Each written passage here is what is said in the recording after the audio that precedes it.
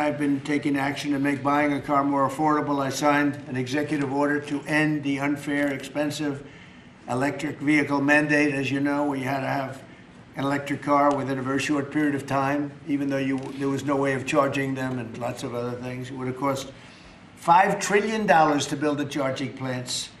And as you know, in certain parts of the Midwest, they spent, to build 9 chargers, they spent $8 billion. So that wasn't working out too well. That was done before me, by the way. I wouldn't have let it go forward. We're canceling the EPA's absurd tailpipe emission standards, one of the most important things that I've never had a group of people come to me more powerfully and really just devastated that they had to do it. It was killing them, than the automobile manufacturers, the tailpipe emission standards. And I can tell you, your people at Ford were coming to me all the time, and they were saying, like, please, it doesn't do anything, and it's killing us.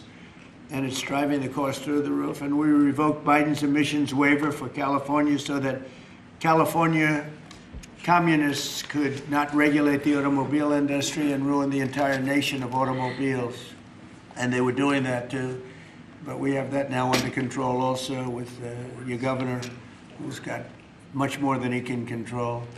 Now, under the new rules being issued today by Secretary Duffy, the Department of Transportation will rescind the Biden fuel economy prices. And I hate to say that because they were really not economy. They were really, they were anti-economy. They were horrible what they were doing to the costs and actually making the car much worse. But these policies forced automakers to build cars using expensive technologies that drove up costs, drove up prices, and made the car much worse. The action is expected to save the typical consumer at least $1,000 off the price of a new car, and we think substantially more than that. Under the Trump administration, $70 billion are now being invested in the American auto industry.